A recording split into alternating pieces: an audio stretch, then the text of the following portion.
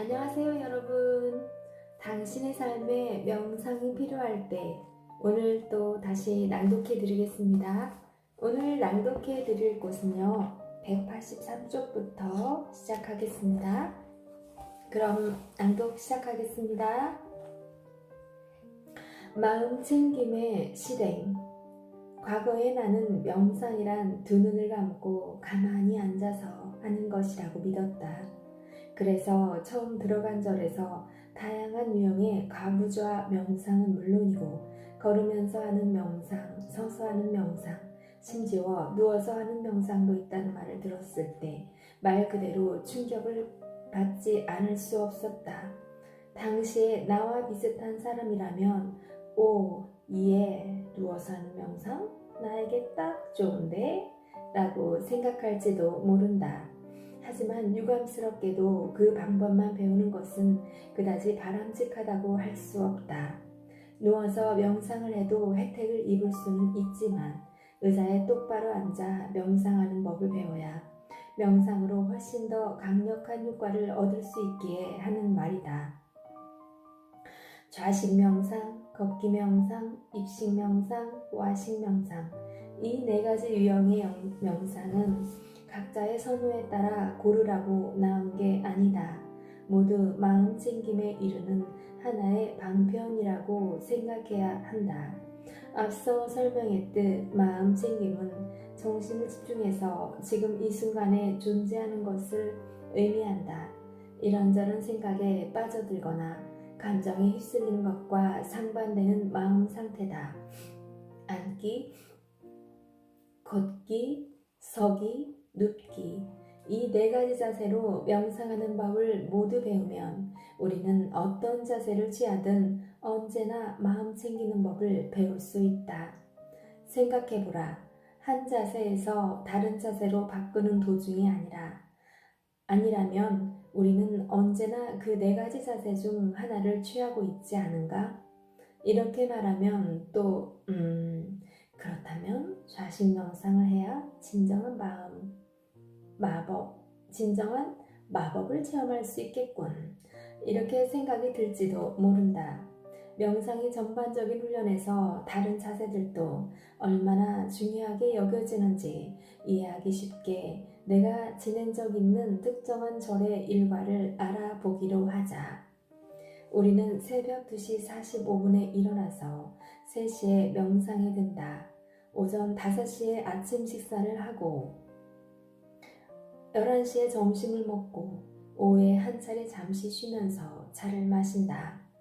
그 절의 전통에 따라 정오 이후에는 음식을 먹지 않기 때문에 저녁 식사 시간은 없다. 사실 다른 절도 대부분 그러하다. 그리고 잠자리에 드는 것은 밤 11시경이다. 어쩌면 당신은 벌써 계산을 끝냈을지도 모른다.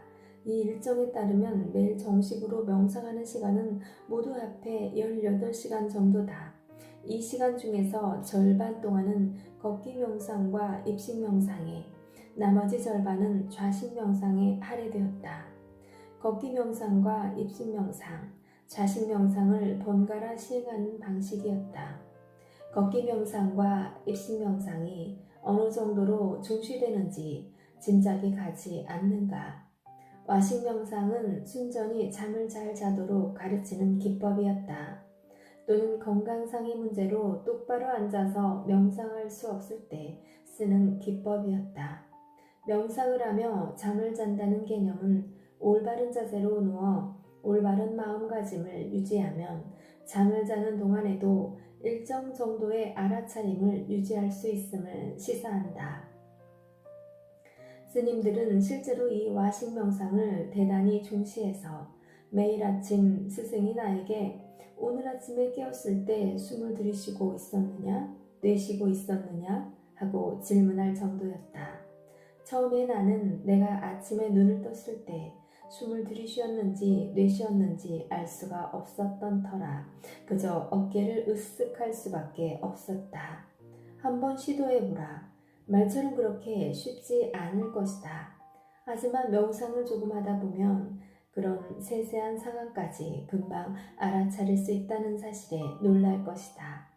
이렇게 마음챙김을 통해 나의 몸을 알아차린다는 것이 어떤 의미인지 처음으로 완전히 깨달은 순간이 생생하게 기억난다. 명상의 세계에서 자주 있는 일이지만 그 깨달음의 순간은 정식 명상을 하는 도중이 아니라 길을 걸어가고 있을 때 찾아왔다. 그때까지 나는 마음챙김의 개념을 이해하기는 했지만 그것의 잠재력까지 완전히 인식하는 수준은 아니었다. 그날 나는 다른 사람들과 유사한 걸음걸이로 길을 따라 걸으면서 걷기 명상의 지침을 적용했다. 이 지침은 뒷부분에 소개할 것이다. 그러다가 그 걷는 과정과 내가 온전히 함께하고 있음을 오로지 그 신체 감각 자체와 존재하며 단 한 가지 생각도 하지 않고 있음을 문득 깨달았다. 어느 하나와 온전히 머물고 있다면 그와 동시에 또 다른 것과 머물 수는 없다. 떠오르는 생각을 애써 무시하거나 그것에 저항하지 않은 채 나의 마음을 다른 곳에 집중하자 생각은 저절로 자연스럽게 줄어들었다. 얼핏 듣기에 그 깨달음은 그리 비범해 보이지 않을지도 모른다. 사실 당연한 말처럼 들리기도 한다. 하지만 그게 그렇게 당연하다면 우리는 언제나 마음을 특정한 한 곳에 잡아둘 수 있어야 한다. 수많은 생각에 사로잡히는 바람에 스트레스가 생기기 때문이다. 따라서 마음이 한 번에 오직 한 곳에만 머물 수 있다는 것은 커다란 깨달음이었다.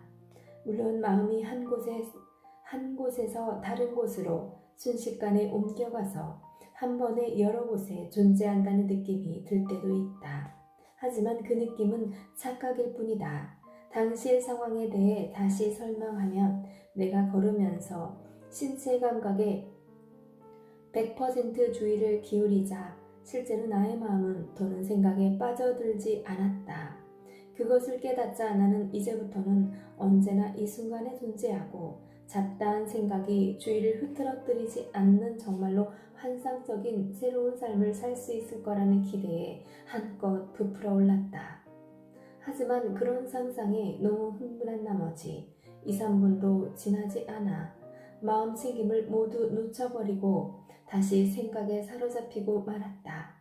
앞서 말했듯이 통찰은 찰나적인 깨달음이 아니라 점진적인 과정, 즉 삶을 일시에 변혁하는 거대한 벼락 같은 게 아니라 양동이를 조금씩 채워가는 물방울 같은 것이라고 생각하는 게 최상이다.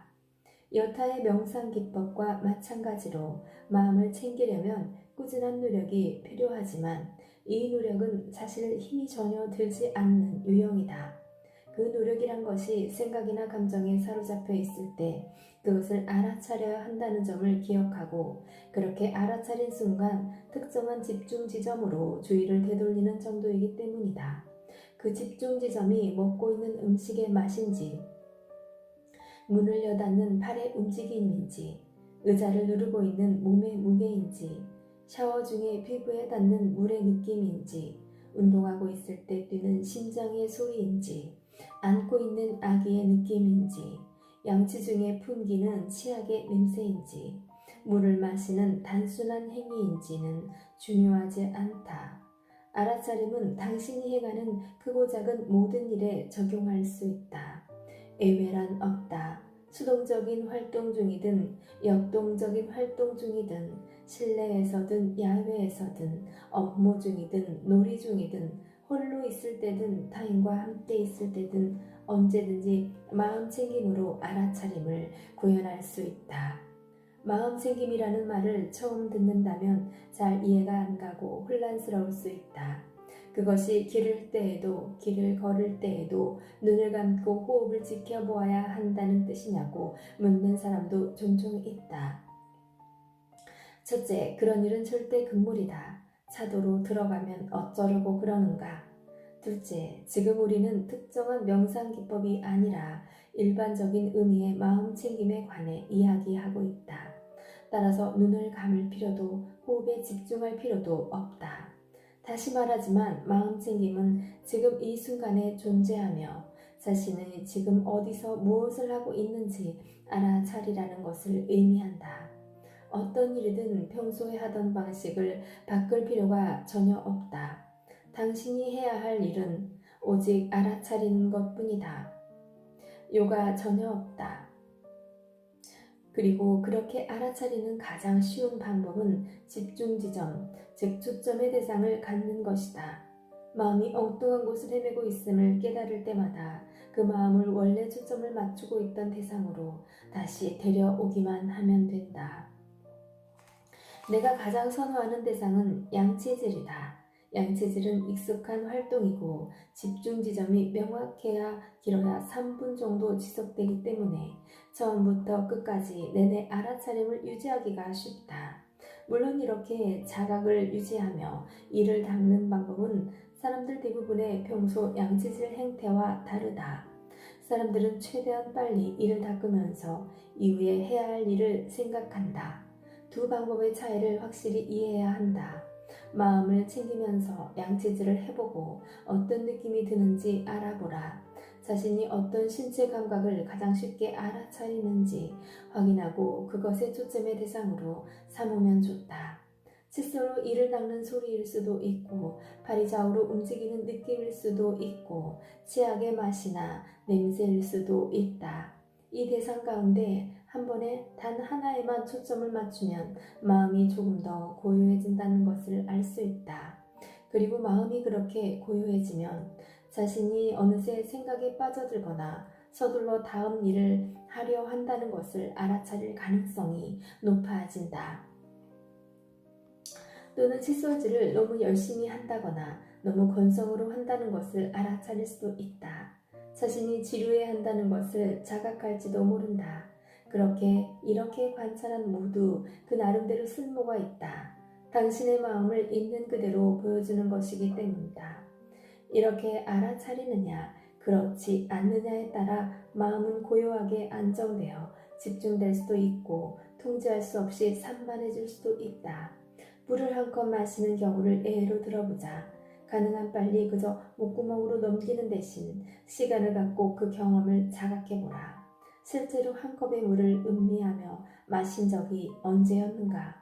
컵을 집어들 때 그 컵의 온도와 질감을 알아차릴 수도 있다. 입 근처로 올라가는 손의 움직임을 자각할 수도 있다.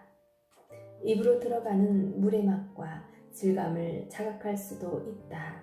몸의 소리에 진정으로 귀를 기울이면 물이 식도를 타고 위장으로 내려가는 소리를 따라갈 수도 있다. 이 과정의 어느 시점에서든 마음이 다른 곳을 떠돌고 있음을 알아차리면 그저 가만히 주의를 돌려 물 마시는 과정에 다시 초점을 맞추면 된다. 어떤 상황이든 그 접근 방식을 적용하기 시작하면 당신은 마음이 매우 고요해진다는 것을 깨닫게 될 것이다. 당신이 행하는 모든 것을 바로 그 순간에 존재하며 경험할 뿐만 아니라 문자 그대로 삶을 온전히 경험하며 마음이 참으로 고요하다는 느낌이 든다. 그리고 고요함과 함께 명료함이 찾아온다. 당신이 특정한 방식으로 느끼고 사고하는 방식과 그 이유를 깨닫게 된다. 마음이 성향과 패턴도 자각하기 시작한다. 그리고 그런 깨달음을 통해 당신은 삶을 살아가는 방식을 다시 선택할 수 있게 된다. 해롭거나 비생산적인 생각과 감정에 휩쓸리는 대신 당신이 실제로 원하는 방식으로 대응할 수 있게 된다. 다른 사람이 옆에 있을 때는 어떻게 하느냐는 질문도 자주 나온다. 다른 사람과 함께 있으면서 그런 것에 집중하는 것은 결례가 아닌가요? 나는 이 질문에 매번 웃음을 터뜨린다. 우리가 다른 사람과 함께 있을 때는 늘 그들의 말과 감정에 몰입해서 다른 것에는 결코 집중할 수 없다는 말처럼 들리기 때문이다. 말할 필요도 없이 이는 실제와는 거리가 멀다. 우리는 자신의 생각에만 골몰하느라 다른 사람이 하는 말을 듣고 있지 않는 경우가 많다. 친구와 이야기하며 길을 걷는다고 하자. 걷기는 비교적 자율적인 동작이지만 일정량의 알아차림은 적용하고 있어야 다른 사람과 부딪히거나 달리는 차에 치이는 일을 피할 수 있다. 그러한 알아차림의 사이사이에 당신은 쉽사리 주의를 돌려 친구의 말에 귀를 기울이고 친구와 교감할 수 있다. 이 말은 당신이 친구에게 평소보다 덜 주의를 기울인다는 뜻이 아니다. 그저 단순히 당신의 주의력은 그것을 필요로 하는 어느 한 가지에서 또 다른 한 가지로, 이 경우에는 주변의 물리적 환경에 대한 알아차림에서 친구와의 대화에 대한 알아차림으로 옮겨 다닌다는 의미일 뿐이다. 오가는 생각과 감정에 대한 알아차림은 조용히 앉아 명상할 때 경험하는 알아차림만큼 그렇게 정제되지는 않는다. 적어도 처음에는 그렇다. 중요한 것은 알아차리려는 의도를 적용하는 것이다. 알아차림은 자주 실천하면 할수록 더욱 쉬워지고 정제된다. 마음 챙김으로 매 순간을 알아차리려면 당신은 상대방과 함께 둘만의 공간에 머무는 것으로 느끼게 된다. 우리는 명상 클리닉에 다니던 한 여성은 자신의 아기와 함께 순간의 마음 챙김을 적용했다. 그녀는 이제 진짜로 아기와 함께 있는 느낌이 든다고 말했다. 전에는 몸은 아기와 함께 있어도 마음은 항상 다른 곳에 있었다고 했다. 그러나 아기와 함께 있는 시간은 마음 챙김을 적용하자 점차 실제로 바로 그 순간에 존재하면서 그 시간을 온전히 경험하는 느낌이 들었다고 했다. 우리의 모든 인간관계에 이것이 시사하는 바는 실로 엄청나다. 누군가가 당신에게 매 순간 완전히 집중한다면 어떤 느낌일지 상상해보라. 그것이 똑같이 보답하면 또 어떻게 될지 상상해보라. 마음 챙김의 좋은 점은 이렇듯 그것을 실천하기 위해 따로 시간을 낼 필요가 없다는 것이다. 그저 당신이 하는 행위에 매 순간 집중하도록, 그러면서 다른 생각에 빠지지 않도록 마음을 훈련하기만 하면 된다. 이것은 마음을 수행할 시간이 없다고 주장하는 사람들에게 해주고 싶은 말이다. 오래전에 태국에서 스님으로 수행한 미국인 명상가의 이야기를 들은 적이 있다. 그는 1960년대나 1970년대 무렵 아시아 여행에서 나선 히피 무리에 끼어 태국에 왔다. 여행을 하다 명상에 관심이 생긴 그는 정식으로 배워보기로 결심했다. 그는 태국에서 제일 유명한 명상의 대가가 있다는 절을 찾아 그곳에 머물며 명상 수행을 시작했고 결국 스님이 되었다. 수행 일과는 모든 면에서 대단히 엄격한 가운데 정규적인 명상과 노동을 번갈아 하는 것으로 구성되었다. 그들의 일과에서 명상 시간은 모두 합쳐 8시간이었다. 절이나 선원에서 지내본 적이 없는 사람은 8시간을 무척 길다고 여길 것이다. 하지만 수행의 맥락에서 볼 때 8시간은 꽤 짧은 편이다. 물론 그 절에서도 나머지 시간 역시 마음을 수행하는 데 소요되었지만 대부분 일상의 잡일에 마음 챙김으로 알아차림을 적용하는 방식의 훈련이었다. 당시에도 아시아 전역의 여행 루트가 잘 개발되어 있었던 터라 그가 수행하는 절에도 찾아오는 서양인이 많았다. 그들은 2주 정도 머물다 다시 여행길에 나서곤 했는데 어느 절에서든 그곳에서 수행 중인 서양인을 만나면 대화를 나누기 마련이었다. 그 남자는 그런 여행들과 대화를 나누다 이웃 미얀마의 절에서는 스님들이 하루에 18시간 정도씩 명상을 하고 있다는 말을 들었다. 그 소식에 자극받은 그는 자신의 명상 수준을 보다 빨리 진척시키고 싶은 열망에 그 절로 옮겨가는 문제를 심각하게 고민했다. 하지만 자신의 스승이 워낙 유명하고 존경받는 분이어서 갈등이 심했다. 그가 그렇게 옮겨가는 문제와 씨름하는 가운데 2-3달이 훌쩍 지났다. 깨달음이 사냥감이라면 분명 미얀마의 절에서 하루 18시간씩 명상에 할애하는 경우 그것을 사로잡을 가능성이 더 커질 터였다. 지금 그에게는 청소, 화목작업, 승복수선 등 일상적으로 처리해야 할 잡다한 일이 산더미였다. 명상할 시간이 전혀 없다는 느낌이 들 정도였다. 실제로 마음 훈련도 잘 되지 않아서 수많은 허드렛 일이 명상을 방해하는 것이라고 여기지 않을 수 없었다. 결국 그는 스승을 찾아가 떠나겠다고 말했다.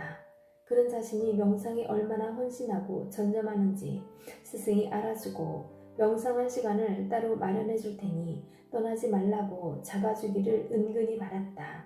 하지만 스승은 조용히 고개만 끄덕일 따름이었다. 스승의 무심한 반응에 다소 기분이 상한 그는 이렇게 투덜거렸다. 그런데 제가 왜 떠나려고 하는지는 궁금하지 않으세요? 그의 불평에도 아랑곳 없이 스승은 여전히 조용히 대답했다. 그래, 들어보자. 이곳은 명상할 시간이 없기 때문입니다. 미얀마에서는 하루에 18시간이나 명상을 한다고 합니다. 그런데 여기서는 고작 8시간만 하고 있습니다.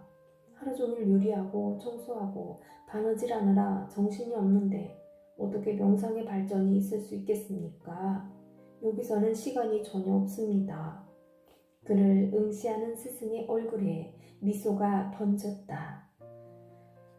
마음을 챙길 시간이 전혀 없다는 말을 하는 것이냐? 지금 내가 알아차릴 시간이 전혀 없다는 말을 하는 거냔 말이다.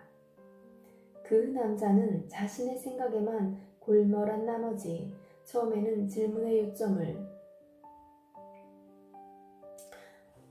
완전히 놓치고 이렇게 대받았다. 맞습니다. 할 일이 너무 많아 그 순간에 존재할 시간이 없습니다.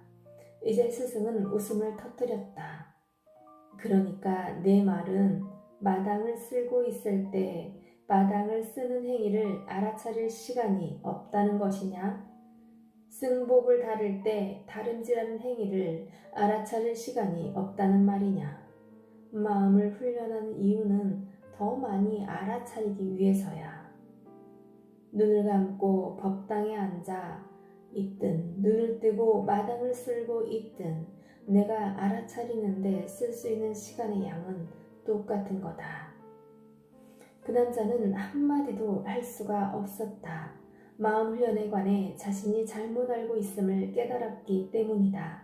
많은 사람이 그러하듯 그는 꼼짝 않고 앉아 명상하는 동안에만 마음을 훈련할 수 있다고 믿었다. 나도 마찬가지였다. 하지만 마음 훈련은 훨씬 유연한 활동이다.